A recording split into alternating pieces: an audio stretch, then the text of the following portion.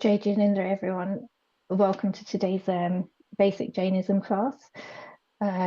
We've got Gita Ben, who's going to do a continuation of the Null Tattva. Gita Ben, I'm going to hand it over to you. Okay. Thank you so much.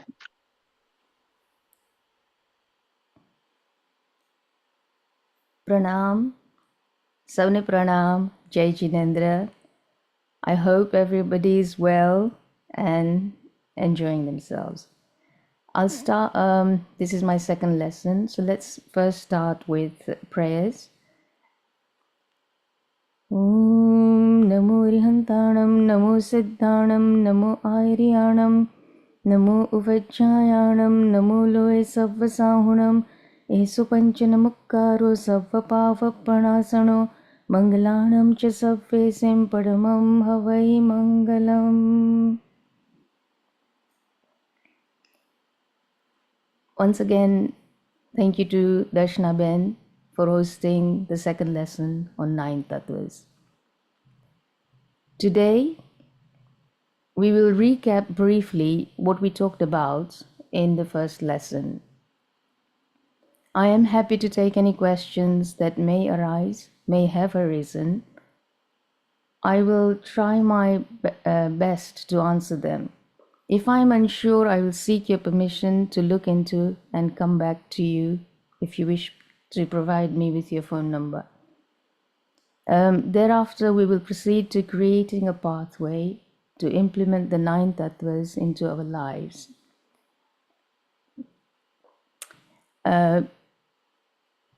By means that we can reflect upon on a regular basis. I will then talk about one historical figure that makes this lesson that much more relevant. So, in the first lesson, we went through the elements of how the 9 tattvas came about and touched on each one as a basic understanding. I will pause here and take any questions you may have for a couple of minutes, as we have a lot to cover today. If you wish, you may switch on your video and ask away, or if not comfortable, then just with your audio on. Thank you. We'll pause for a couple of minutes if anybody has any questions.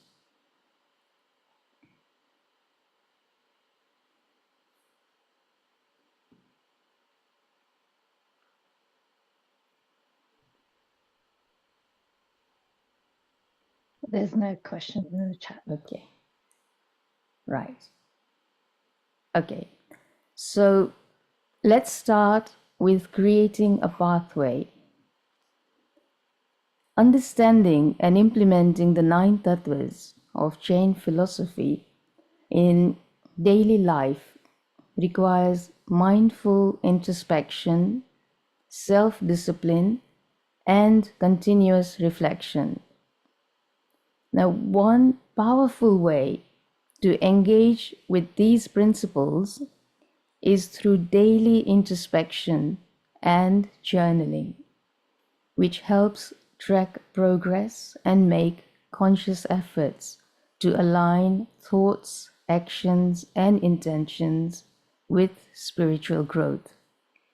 Later, I will give you some ideas.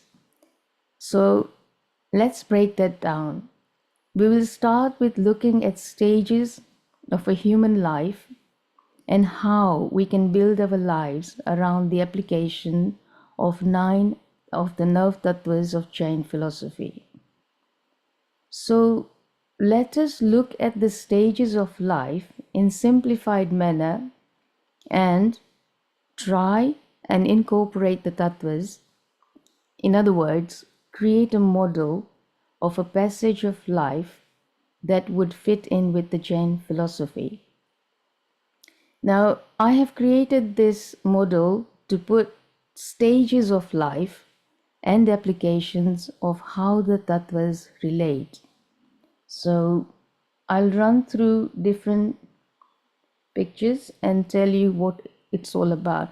So if we take stage 1 as being birth and early childhood, at this stage, the soul enters a new life with the karmas of its past life or lives.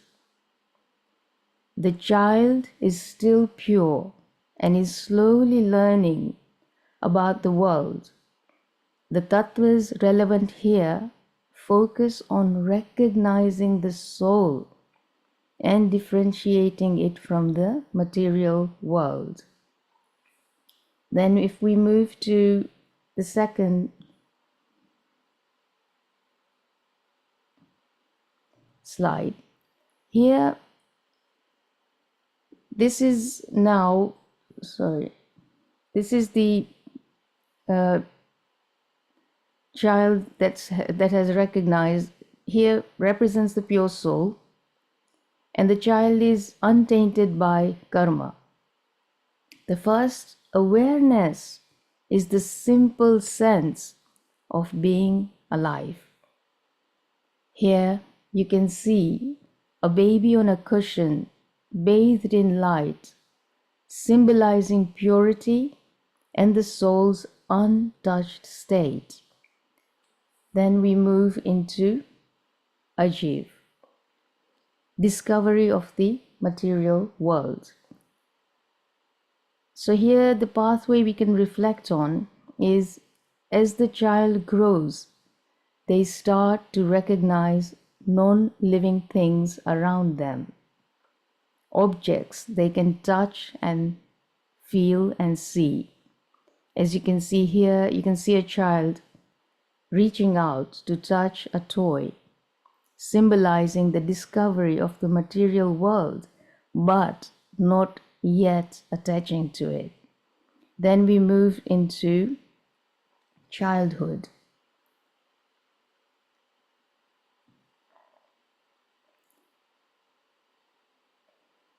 In the childhood, the soul starts to become familiar with emotions, actions, and the world around it. Karma begins to bind to the soul as choices are made and awareness grows. So here is learning and kind of like ashra, the karma is already beginning to flow into the soul. So the pathway to reflect here, when you see this picture, is the child begins to learn that their actions have consequences, such as joy when being kind or sadness when misbehaving. Here you can see that the child playing with others causing joy and conflict, representing the influx of both good and bad karmas. Bandh, forming attachments. Here the pathway to reflect is attachments begin to form as the child develops preferences for certain toys, foods, and people, unknowingly binding karma to the soul. As you can here see a child holding tightly to a favorite toy, symbolizing attachment already and the beginning of the karmic bondage. Then we move on to Samvat. Here this stage involves deeper understanding and self-awareness. Choices and attachments strengthen and the person starts learning about self-control, ethical living, and restraint. So the pathway to reflect on. As a young adult, one begins to practice restraint, resisting negative impulses like greed, pride, or anger. Here you can see within this doodle a young adult holding back from a heated argument, representing self-control and stopping the influx of negative karma.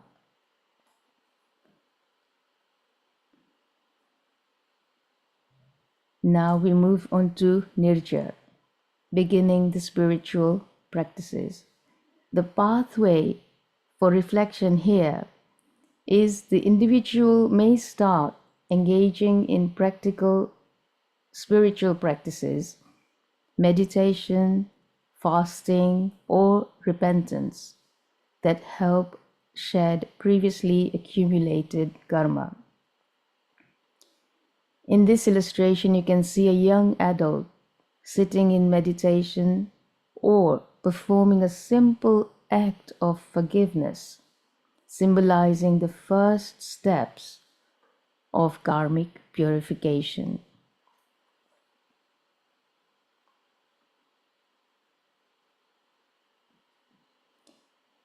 Stage 4.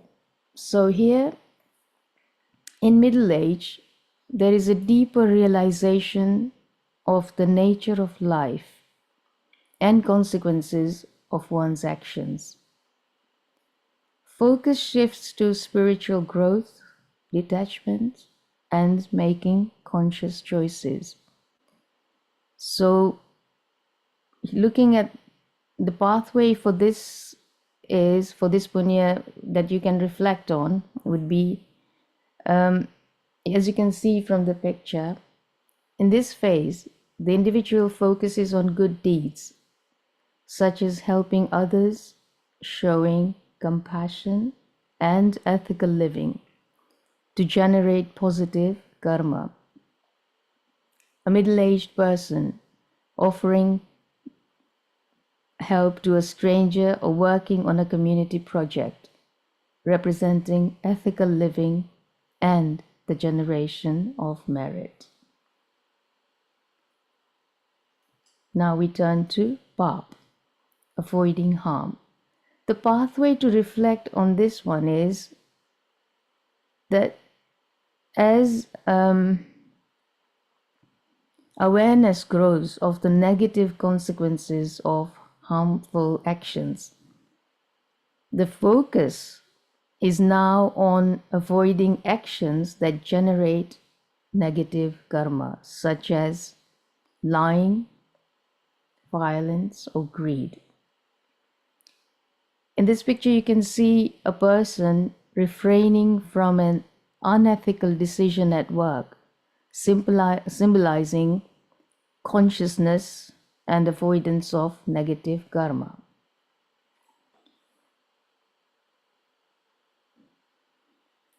Then at stage 5, old age brings a clear understanding of the impermanence of life. The person often seeks deeper detachment and prepares for the ultimate release from the cycle of birth and death.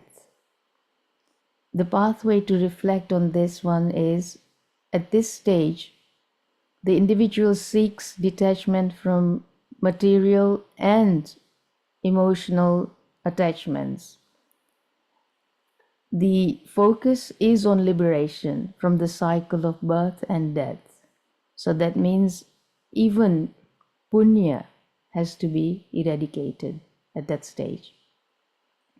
So here you can see an elderly person sitting peacefully with objects around them fading away, symbolizing detachment and the pursuit of moksha. And the person here is focused deeply onto spiritual cleaning, nirja.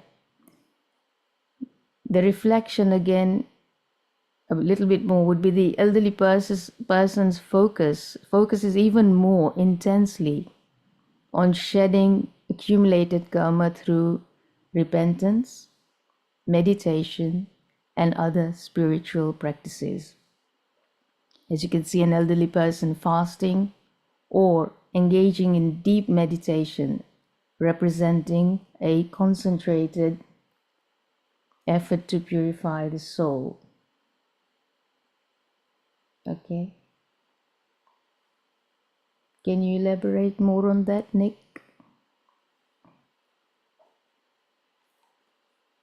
Okay, when you said punya, Mm, that was doing good deeds. mm. When we said pop, we said avoiding bad deeds. Sorry. So, Yeah. Go on. so that's where I got confused.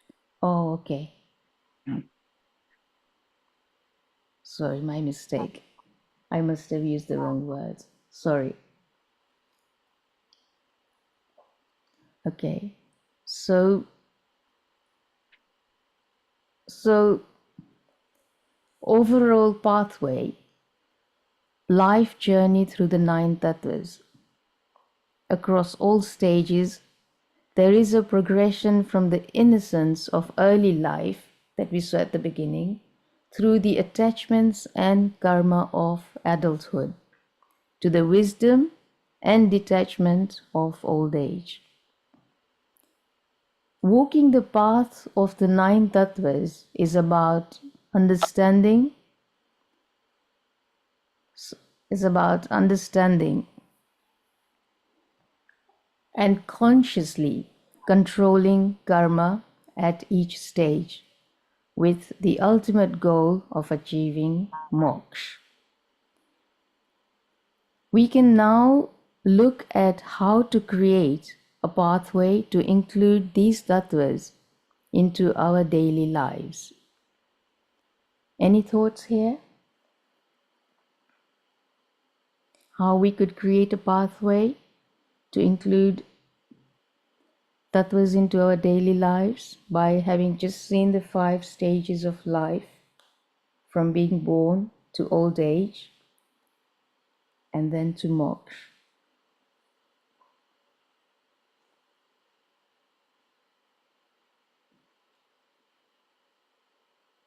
Okay, I'll carry on.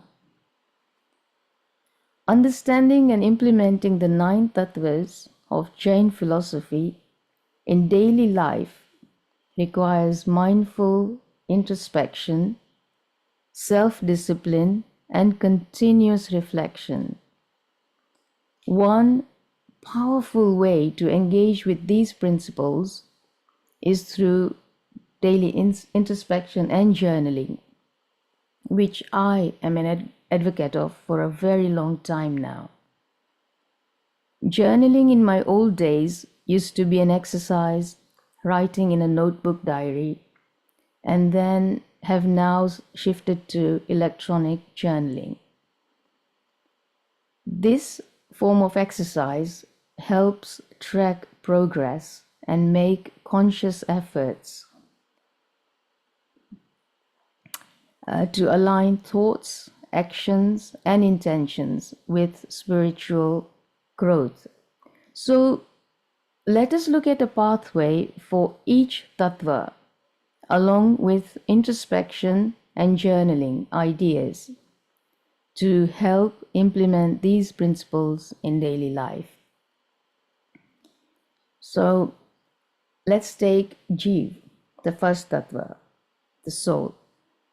Here, the pathway is to recognize and respect the sanctity of life in all forms, including your own.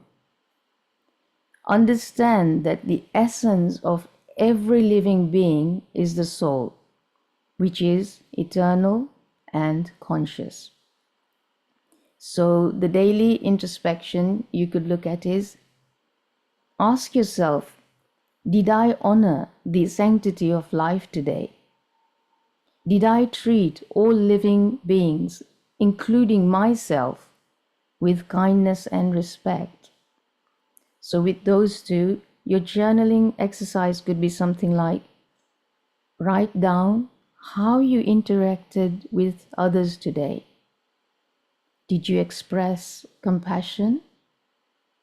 Note any thoughts or actions that might have violated the respect for life. So, example, harsh words, harming small creatures. Reflect on how you can cultivate more love and respect for all living beings. Then we move to the second tattva, Ajiv, the non-soul. Here, the pathway would be recognize the difference between living and non-living entities and understand the impermanence of material possessions. This helps reduce attachment to material things. So your daily introspection would be something like, did I become overly attached to material things today? Did I understand the difference between my soul and non-living objects, ajiv, around me? So the journaling exercise here would be something like, write about moments when you felt attached to material things. Example, gadgets, which it's rich coming from me at the moment, with myself using the gadgets here, but it's my way of relaying a lesson. So, as I said, write about moments when you felt attached to material things like gadgets, clothes. How did those attachments affect your peace of mind? This is very important. How did it affect you? Make a list of things you feel attached to and commit to slowly reducing your dependence on them. Then we turn to Ashraf, influx of karma. Here the pathway would be, become aware of your actions and emotions, especially those that invite karmic particles to attach to your soul, like anger, greed, ego. The goal here is to reduce the inflow of karma. So your daily introspection would be, ask yourself, what thoughts, words, or actions today led to the influx of karma?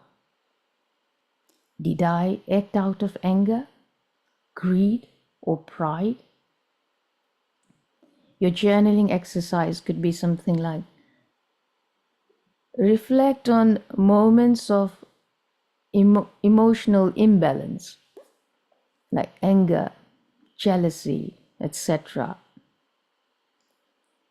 Write about specific instances where you could have responded differently. Identify situations that trigger negative emotions and plan mindful ways to react. Then we move to the fourth tattva, bandh, the bondage of karma. Here, the pathway to that would be, understand how your actions bind karma to your soul, which affects your spiritual progress. Focus on practicing self-control and ethical living to minimize bondage. So the daily introspection here that you can reflect on is, did I act in ways today that may have increased the karmic bondage of my soul? Was I mindful of my ethical standards? Only you can answer that for yourself. So your journaling exercise would be, write about actions that could lead to karmic bondage, such as lying, hurting others, or engaging in harmful activities. Set goals for improving self-discipline and track your progress through ethical behavior. For example, like truthfulness, non-violence, and humility, showing humility. Thereafter, we turn to samvar, stoppage of the karma. Here, walking the pathway would be practice self-discipline and develop habits that stop new karmic particles from attaching to your soul. Ethical living, meditation, and mindfulness are key. Your daily introspection, you would ask yourself, how well did I practice restraint today? Did I successfully block negative influences and emotions? These questions, once you start journaling, slowly become a habit. As they say, habit takes up to 27 days to a month to form. And choti choti nani nani vastu kariye 1 minute, 2 minutes, those habits tend to stick and we would work on that more. So the journaling exercise here reflects on moments when you successfully control your impulses. Example, not reacting in anger, choosing not to harm others. Note the specific practices, note down the specific practices that if that happen. So meditation, silence, or patience. Now, that helped you prevent the influx of new karma. Then we move to the sixth tattva, nirjar, shedding of karma. The pathway here, engage in practices that help shed accumulated karma. Now, can anyone tell me a couple of them or two or three of them that you could engage in?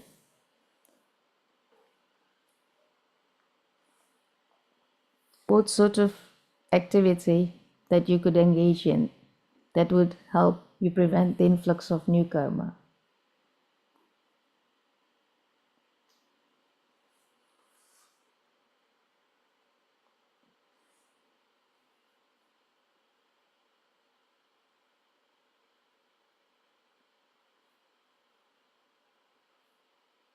Okay, can't see. Yes, yes, charity, helping others, kindness. Brilliant. From T, thank you. From Mira, charity and donations. Yes. Any other answers?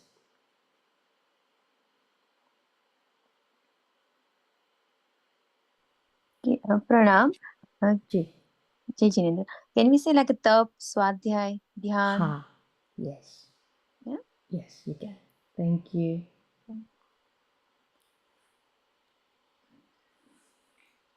So you've answered quite a lot. I mean, very good answers. So with that, we could say that in this pathway, engage in practices that help shed accumulated karma. This could include fasting, repentance, meditation and penance, charity, which purify the soul. But remember, the end goal, even with charity, at a later stage when you have surpassed everything else, charity too becomes a, what does charity too become a? Punya? Charity is still what? That will not let you go to moksha. A just પુણ્ય બનશે આપણું? હા, પુણ્ય તો થાય એ બરાબર છે, but આખરે તો આપણે મોક્ષમાં જવાનું છે એટલે પુણ્ય પણ નથી જતું. હા, કશું નહીં. Everything has to go.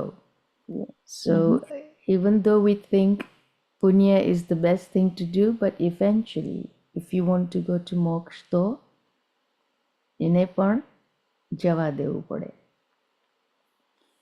So as we said, fasting, repentance, meditation, penance, which purify the soul eventually. So your daily introspection here would be to reflect on, did I consciously engage in actions today that helped me purify my soul? Was I able to go past negative emotions and deeds? Does anybody want to answer that? Can you, any one of you, come through here by saying, did I, let's say for example, today or in the last couple of 3 days, that would also help all of us. So asking yourself, did I consciously engage in actions today that helped me purify my soul? What could you have done today? Was I able, and along with it, was I able to let go of past, of negative emotions and deeds? Could be in the last week, it could be today, or anything at home, place of work, even walking down, and you come across, okay, disassociation from food, rice. Do you want to elaborate a little bit more on that?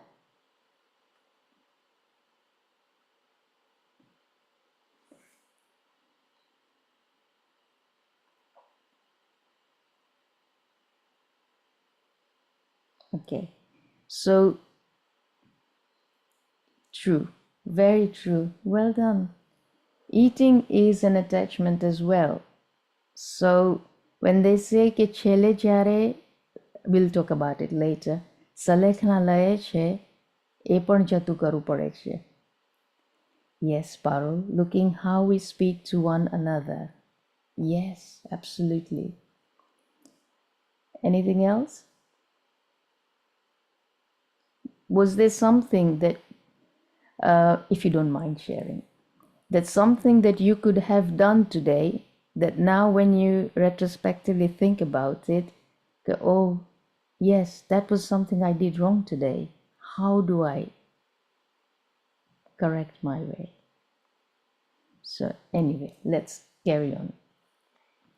So the journaling exercise here, you could say, write down any spiritual practices you engaged in today. Very good, Mira. My thoughts are towards people. Okay, can't read further. Wow, okay. So, yeah.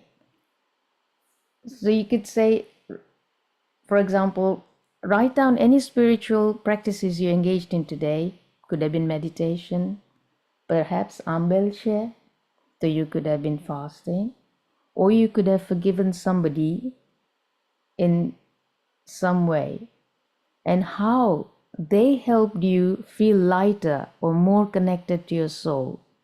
Did they in return forgive you? And did that make you feel better? So reflect on emotional or karmic baggage you're ready to release and note how you plan to shed it. Once you start this, believe you me, within a very short period of time, you will look forward to writing down. You look forward to thinking more about it, and it'll make you a lot happier. So the seventh, before we go on to the other one, I want to tackle moksha here first as a seventh tattva, liberation. So the pathway here, keep liberation, moksha, as the ultimate goal. Always keep that as an ultimate goal. It's a long, long, long way off, but keep that in mind. Liberation can only be attained by complete freedom from karma. So align daily actions with spiritual growth. Now, your daily introspection here would be, ask yourself, did I make choices today that move me closer to liberation? Could have been small ones, something that you did but you've forgotten about it. But when you think, oh, ame aja kairu tu, okay, now that makes me happy? Am I progressing towards detachment and spiritual awareness? So, when our festivals come along, Aimbelche, Parushanave, અને દિવાળી કે જે એવી રીતના કરતા, do you stop and think about it? Is that the time you try and reflect on things? Or is it something that's a practice throughout the year? Ask yourself that. So the journaling exercise here would be write about how your actions today align with your long-term spiritual goals. What habits or desires are preventing you from liberation? Lots. There will be lots. In my case, in this life, lots. List ways you can simplify your life and reduce attachment to worldly pleasures. Now, having tackled moksha first, I'll move to punya. The pathway here is accumulate positive karma, punya, through selfless acts of kindness, generosity, and compassion. Acts of goodness help to improve your spiritual standing. But what acts of goodness that you do you can think is genuine punya? Could anybody tell me? So punya you can accumulate in many different ways.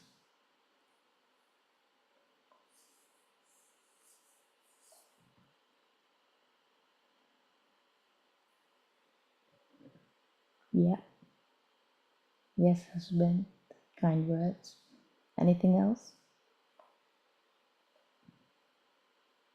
Charity. Yes. But on that charity, Sandeepai, are you able to, speaking the truth? Yes, Mira. Very good. Sandeepai, are you able to elaborate on charity? Where does charity become non-charity as far as purifying the soul is concerned?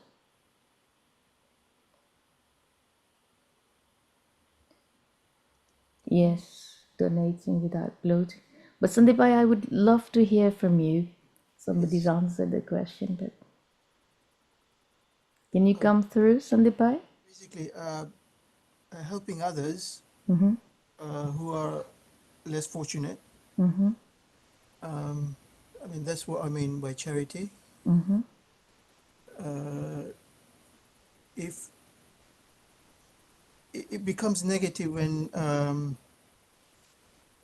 objects are involved, I think. Like, for example? I can't think of any examples at the moment, but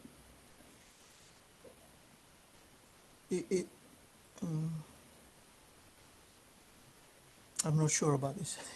Okay.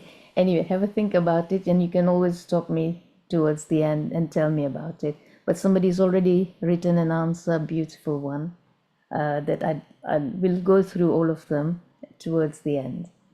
So here, your daily introspection would be reflect on what positive actions did I take today that generated good karma.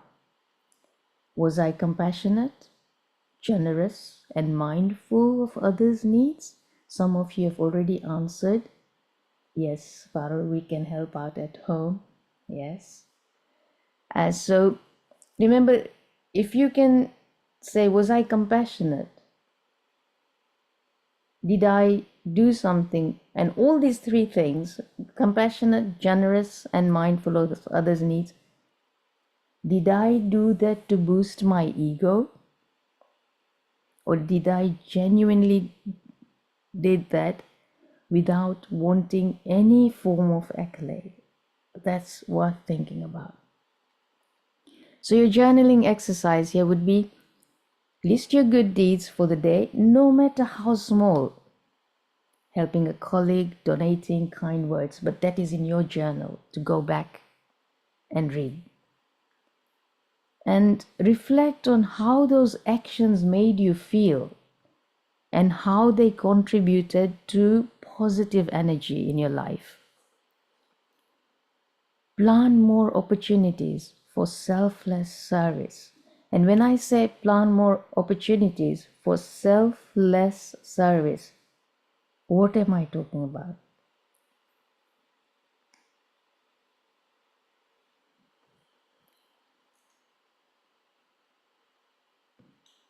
What am I talking about?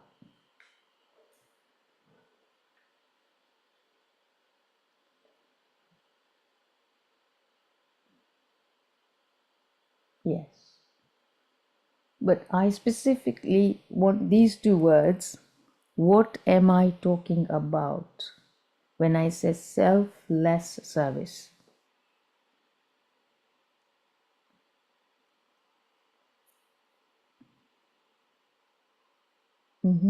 How?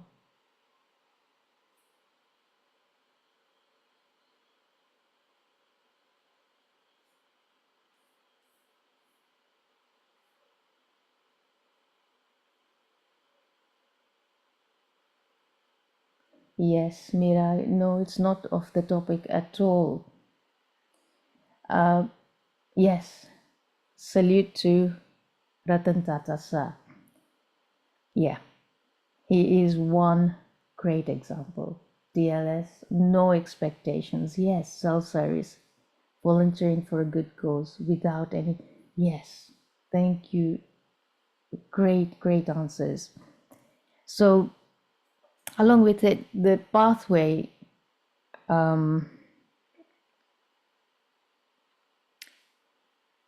Yeah, you put me in a. Mira, thank you. That answer has sent me wanting to go and read a little bit more about it. So now, yes,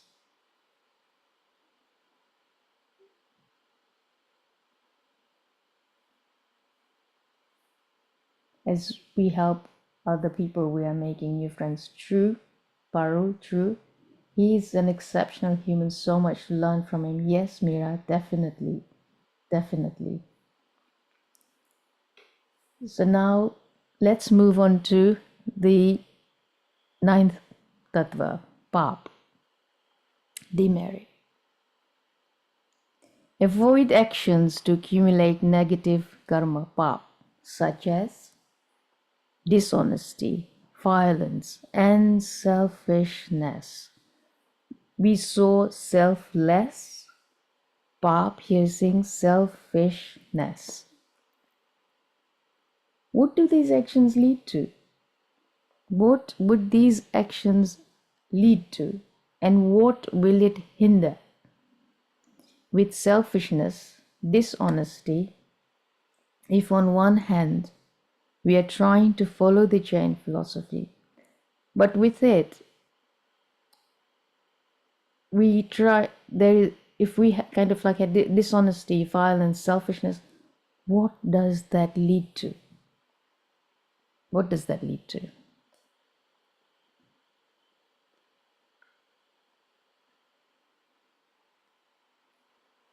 Yeah, definitely.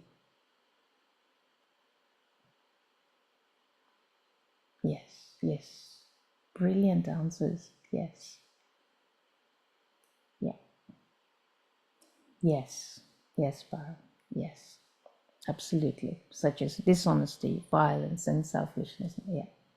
So there in the punya part, we looked at the word selfless.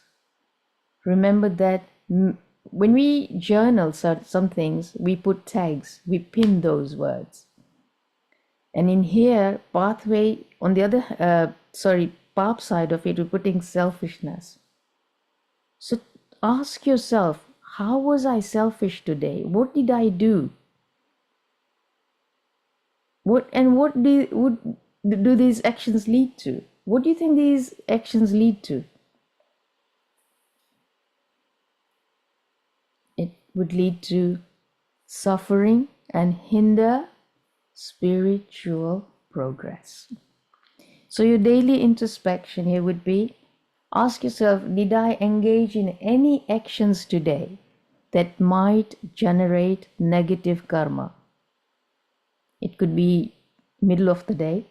It could be towards the end of the day. Yes, we will be winding other people. Absolutely, Paru. Yeah. Brilliant answers. I'm learning as well. So your introspection, as I was saying, did I engage in any actions today that might generate negative karma? Was I dishonest, unkind, or harmful in any way? What is the worst kind of violence that there could be? Not necessarily physical. What is one thing that can be extremely powerful or can you pull you down completely? Yes, bad thoughts. Words, absolutely. One's words. Word turning into speech. Word is one of the most powerful tools. So here, and then within this pop, your journaling exercise would be write down moments of negativity during the day, anger, judgment, harm. Reflect on how you engaged in those actions and how you could have responded differently. Yes, and everyone, even one's thoughts as well. Yes, Sandeepai, absolutely. Sorry, Sandeepai. So, as I said, reflect on why you engaged in these actions and how you could have responded differently. Make a commitment to improve these behaviors, and not just making a commitment, but also track your progress. Now, pathway to implementing the 9 tattvas daily, you can have a routine example. I can give you an example like the morning introspection. Start the day by meditating. I'm an early riser, so I enjoy that part of, I enjoy meditating in the morning. I find it very peaceful. And along with it, visualizing how you can respect and honor all life throughout the day. And then during the daytime, practice mindfulness to avoid attachment to material things and avoid negative emotions. Use restraint, which is samva, when negative emotions arise, and consciously engage in good deeds. Then your evening reflection could be end the day by journaling about how your actions aligned your spiritual goals. Reflect on any karmic bonds created by bandh, practices that help shed karma, nirja, and how your overall journey towards liberation progressed on that day. Even the smallest of things accumulates. By integrating these reflections and journaling prompts into your daily routine, you can stay mindful of the 9 tattvas and work towards spiritual growth. You can every now and again look back to see how you have moved on or fallen back, and let the journaling help you get back on the path. Now, Something, as I said, I'm quite a curious learner. Something that might interest some of you as much as it does me is a scientific approach to this as well. Just going to point it out very briefly, some scientific facts which may relate to how the nine tattvas relate to the human brain. The main function of the limbic system of the brain is to process and regulate features such as emotion, behavior, long-term memories, and motivation. So here, meditation, yoga, listening to soulful music like bhakti have been shown to have affected these processes anatomically, physiologically, and biochemically. Are we all okay with that? So it would be great for you to now combine that part. Last time we talked about Newton and Einstein. This time, talk to a neuroscientist. Sometimes some of you might be a scientist in there, I don't know. And think of the limbic system where all these emotions and everything. So connect the dots and look into it in detail. I mean, I don't have time today. It's a whole new 1 hour thing to talk about. Now, previously, last time, I had said that I will talk about a life of an ancient historical figure that ties up with the philosophy of Jainism. That personality was one of the greatest emperors of ancient India, Chandragupta Maurya, also the founder of the Maurya dynasty, who had a remarkable journey that led him from the pinnacle of worldly power to the pursuit of spiritual liberation. His life reflects both the temporal and spiritual aspirations of a soul seeking moksha. So let me tell you about his life, highlighting how he transitioned from a normal being to a king, to a Jain monk, and ultimately attained moksha. Now most of us will have heard of moksha che kon gaya che within the Jain Tirthankar hoy or acha within the Jain section of it. But this was a person who had nothing whatsoever to do with Jainism beforehand. So let me tell you, it's very interesting, and these are the kind of historical figures that one can read about and learn from. So now, Chandragupta Maurya was born around 340 BCE, in some 250 years later after Lord Mahavir, into humble circumstances, though the exact details of his early life are debated by historians.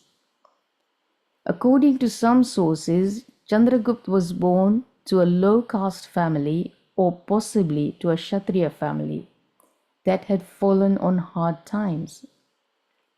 His mother Mura is said to have been connected to the Nanda dynasty, which ruled Magad at the time.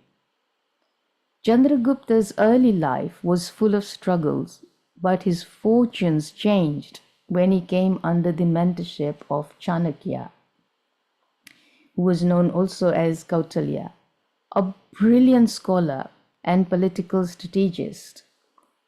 Chanakya recognized Chandragupta's leadership potential and began grooming him to overthrow the corrupt Nanda dynasty. Rise to the power. With Chanakya's guidance, Chandragupta built an army and initiated a campaign to overthrow Dhananand, the last ruler of the Nanda dynasty. After several battles and strategic alliances, Chandragupta successfully captured the kingdom of Magad. Magad, I'm sure some of you will know what Magad is. Around 321 BCE, thus establishing the Maurya Empire. Now, once in power, Chandragupta expanded his empire across much of the Indian subcontinent. He conquered regions stretching from present-day Bengal in the east of Afghanistan to Bengal to Afghanistan in the west. He also defeated Seleucus Nicator, a general of Alexander the Great, gaining control over territories west of the Indus River. The Maurya Empire became one of the largest and most powerful empires in ancient India, with Patliputra as its capital. Chandragupta ruled with great efficiency, setting up a centralized administration, promoting trade, and ensuring law and order. Under his rule, the empire flourished economically and culturally. After decades of ruling with immense power and ambition, Chandragupta began experiencing a profound sense of spiritual dissatisfaction. Despite his accomplishments, he felt a deep sense of impermanence and the futility of material pursuits. This shift in his mindset coincided with his interactions with Bhadrabahu, a highly respected Jain monk and spiritual leader. Bhadrabahu was known for his deep knowledge of Jain scriptures and ascetic lifestyle, played a pivotal role in Chandragupta's spiritual transformation. Now, Bhadrabahu was the last Shruta Kevali. What is Shruta Kevali?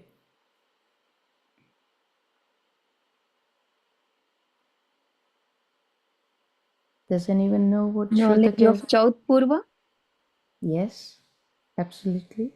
A monk who possesses complete knowledge of Jain teachings. Yes. During this period, there were natural calamities such as droughts and famines, which were believed to be signs of impending karmic retribution. Bhadrabahu, along with a group of Jain monks, decided to migrate to the south to avoid famine.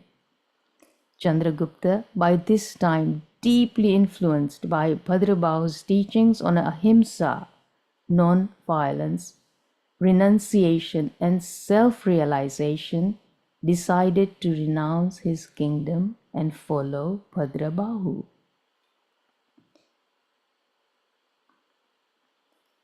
Around 297 BCE, Chandragupta Maurya voluntarily abdicated his throne in favor of his son Bindusara and took the path of renunciation.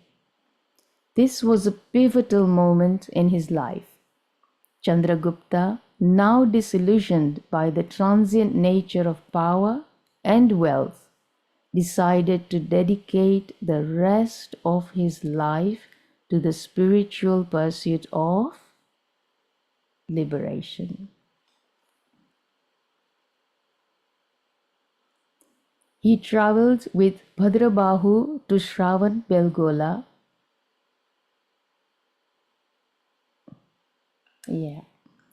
He traveled with Bhadrabahu to Shravan Belgola, a sacred Jain site in near Mysore.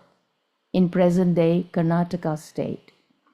It was here that Chandragupta formally accepted Diksha, the initiation into Jain monastic life.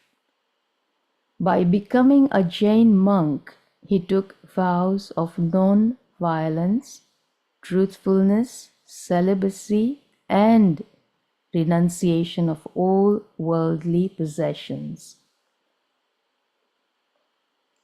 After taking Diksha, Chandragupta embraced the rigorous ascetic practices of Jainism. As a monk, he adhered to strict codes of conduct, including extreme forms of penance and fasting. Chandragupta practiced Salekna. What is Salekna? Does anyone know what Salekna is? Yes. Yes. Yes. Fasting till death, yes. Which is a Jain ritual of voluntary death through fasting, which is considered the ultimate form of non-attachment and purification from karma in Jainism. This decision to fast unto death was motivated by the Jain belief in the shedding of the accumulated karmas, nirja, and achieving liberation. Chandragupta spent his final days in meditation, penance, and self-purification. His decision to undergo Salekna at Shravan-Belgola marked the culmination of his spiritual journey. After months of intense penance and fasting, Chandragupta is believed to have attained moksha, liberation from the cycle of birth and death, samsara. By renouncing his kingdom and practicing severe asceticism, Chandragupta successfully followed the 9 tattvas of Jain philosophy, which let me list it down for you how this emperor, from being a normal being to becoming a king, to giving everything up, becoming a Jain monk, taking Salekna, and eventually attaining moksha.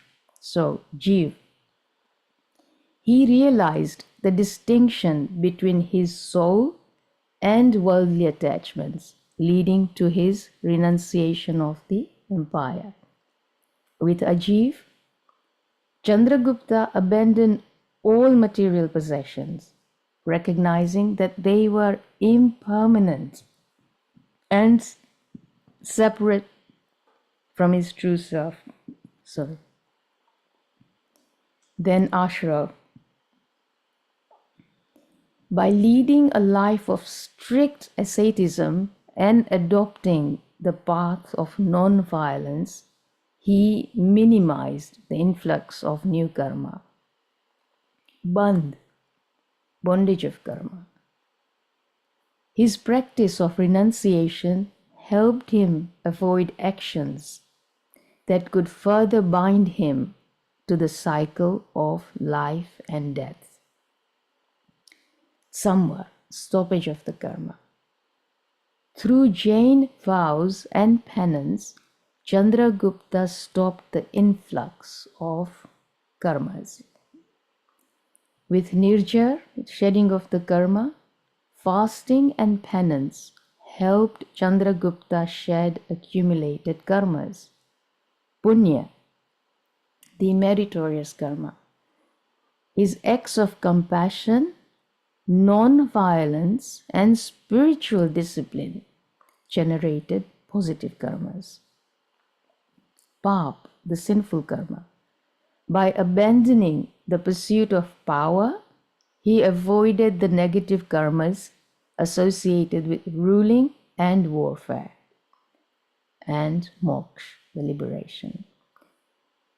Chandragupta's ultimate goal was moksha, which he pursued through Salekna and his commitment to Jain principles. So, Chandragupta's spiritual journey reflects his realization that true fulfillment lies not in worldly success but in the liberation of the soul. His transformation from a powerful emperor, one of the greatest emperors of the ancient Indian continent, to a humble monk illustrates the profound impact of Jain teachings on his life and his legacy. Chandragupta Maurya's life is a testament to the power of spiritual transformation. His story stands as an example of how even those who achieved the highest worldly success can choose to renounce everything for spiritual liberation. His abdication and eventual attainment of moksha left a lasting impact on Jain history, and his life continues to inspire those seeking a deeper spiritual path. The hill at Shravanbelgola, where Chandragupta performed his final penance, is now one of the most sacred pilgrimage sites. And who is it home to? Does anybody know who Shravanbelgola is home to?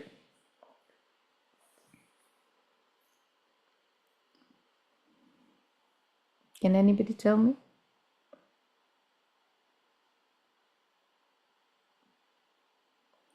Some of you might have been to Shravanbelgola. Okay. It is home to the Bahubali statue, symbolizing the Jain deals of renunciation and spiritual, yes, Jeshuben, Bahubali, and spiritual victory over material desires. So, concluding him, Chandragupta Maurya's journey from a powerful emperor to a Jain monk is a unique and inspiring tale of spiritual evolution. His deep realization of the impermanence of material success and his commitment to the Jain path of non-violence, renunciation, and self-discipline led him toward the path of moksha. Chandragupta's legacy lives on both as a visionary ruler and a spiritual seeker who found peace in renunciation and liberation from the cycle of rebirth. So,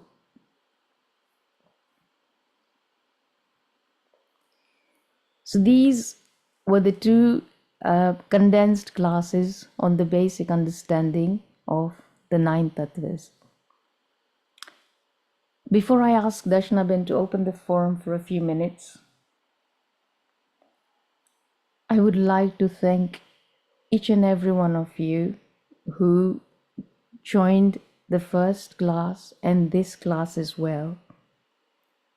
If મારાથી કાંઈ પણ ભૂલ થઈ ગઈ હોય બોલવામાં, કાંઈ express કરવામાં, or something that you may think I said did not fit in, so please do forgive me. Michami Dukram. And we'll now open up the forum. Over to you, Darshanaben. Thank you, Geetaben. Thank you for an inspiring session again. I thoroughly enjoyed it, and I'm sure everyone else has the same views. If anyone's got questions for Geetaben, please feel free to ask. Or even if you feel you want to add something more to this. I think you've given a lot of information to go away and digest. I've got no, moksha can happen. It's the road to the other one. Yeah, sorry. The road. Who has answered this? It's correctly. The road to any more Tirthankars came to an era that moksha can still happen. You can still get liberated. But આ અવસર પેઢીમાં કોઈ તીર્થંકર ના થઈ શકે. Let me go through the chat. Please give me a moment. Thank you, Anilaben. Yeah. Sandeep Pai, did you come back with the answer? No. Okay. But ના મોક્ષે તમે જઈ શકો છો પણ તમે તીર્થંકર આ અવસર પૂર્ણિમાના ના બની શકો. મને કહેવામાં આવ્યું હતું કે આપણે હવે લાઈક આફ્ટર મહાવીર ભગવાન પછી a few years after એટલે લગભગ 3.5 years or something after that, and then there is a little bit of space, a few years after that, the road to moksha is no longer there. During these two eras, or four eras really, which is 21,000 years, this era, then the next era, and then the first two eras in the um, next half cycle. Okay. And only then after that, the road to moksha is started again. I thought Bhadrabahu Swami was the last person to go to moksha. Before the road to moksha has ended. This is what I was told. Okay. My understanding is different here. Moksha, you can get liberation, but તમે આ અવસર પેઢીમાં તીર્થંકર ન થઈ શકો. જેમ મહાવીર ભગવાન became the Yes, I understand. After 24, you can't. Yeah. But after Mahavir Swami, even Bhadrabahu Swami, who was the last Kevli, once you become a Kevli, you get moksha. But he was the last person who achieved moksha, and then the road to moksha is no longer there. So you can do good deeds and go to heaven, or but you are reborn again. Moksha, you can go to moksha from Mahavidya Kshetra, but from here, Bharat Kshetra and Airavat Kshetra, at the moment, there is no road to moksha. This is what my understanding of Jainism is. Okay, interesting. Yeah. Okay, I'll definitely look into it. But I will look into it. Okay. Anybody else wants to come along? I've got the same understanding as Sandeep Pai on this one as well. Okay. As from my understanding, from everything, I've been to India and have listened to some discourses. So my understanding, but I'll come back to it. I don't want to take it as because I'd rather look into it again than just give you an answer.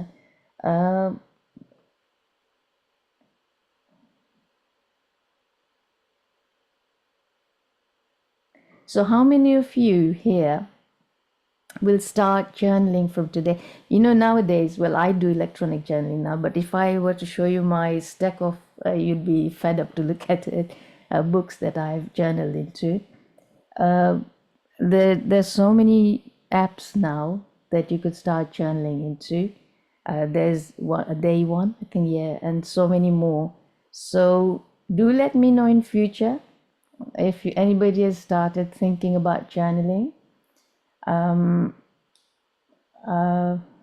Anything else? Is there anything else to add to or anything? I think there's just a lot of thank yous, Gitabian. Thank you. You've been given a lot of information, so thank you. Thank you. Most humbled. Thank you. We do So- hope to see you back to teach us more. Sure. Yeah. Sorry, I just going to. I'm going through the chats. No, that's fine. I have tried to intercept the information chat line. On 11 Oh, has said you have to have presence of Tirthankar to go forward to moksha. okay. Yeah. Okay, I'll look into it. Thank you so much, Anilabin. I'll definitely look into it and come back to you. Mira, that's wonderful. Oh, you do a short gratitude channel. That's wonderful. Thank you, Mira. I'm sure I have met most of you, but if I haven't, I'm sure I'll meet you. Thank you, Gita. That was really interesting. Okay? That was really interesting. But until we have a Tirthankar in this Earth Shastra, we cannot go to moksha. So there will be another alternate something coming up, hopefully. Okay. That once you are Kavali, then only and go to Mahavidya Kshetra. That's the way forward. Okay. Sure, I'll definitely look into it. But leaves me with one question that Gautam Swami went to moksha, didn't he? Yeah. He as soon as નિર્વાણ પામ્યા મહાવીર ભગવાન અને ગૌતમ સ્વામીને realise થયું કેવલ જ્ઞાન. So he was able to go to moksha. અને મહાવીર ક્ષેત્ર જઈને પછી પણ because at that time it just clicked on those time moment because it started crying and you know Mahavir Bhagwan wanted him to be away from him so that in a Mohana લીધે એનું પણ મોક્ષ ના બગડે. But the thing is because he became Tirthankar and Gautam Swami was present at that time, he achieved the Keval Plan straight away. Okay. But it was just coincidence that this is what is going to happen. You have to have a present Tirthankar to get someone to go to Mahavidya to get Tirthankar path. But instead, another alternate is to go to Mahavidya Kshetra. So just wish for going to Mahavidya Kshetra. That will take you further in the path of moksha. Okay. But try and keep your mind, body, and soul all in proper control. No, nothing should come in between to build up a karma. That is where we have to be very careful. Absolutely. Yeah. So it's every step that you are doing, every thought you are doing, try and be thoughtful of karma, that you don't want to build up karma. You don't want to build up karma.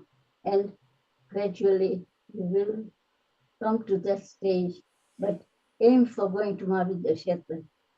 Sure. It's a shortcut. Yes. Definitely. Thank you, everyone. Thank you so much. And my biggest thank you to Darshana Ben for hosting this with great gratitude. Thank you. Thank you so much for teaching us. Did you want to end with a prayer? Yes. Yeah. शिवमस्तु सर्वजगतः परहित निरता भवन्तु भूतगणा दोषः प्रयान्तु नासं सर्वत्र सुखी भवन्तु लोका सर्वमङ्गलमाङ्गल्यं सर्वकल्याणकारणं प्रधानं सर्वधर्माणां जयनं जयति शासनम्. Om Shanti. Shanti, Shanti. Thank you. Thank you so much, Geeta Ben. Thank you. Thank you. Thank you very much, Geeta Ben. Really interesting. Thank you so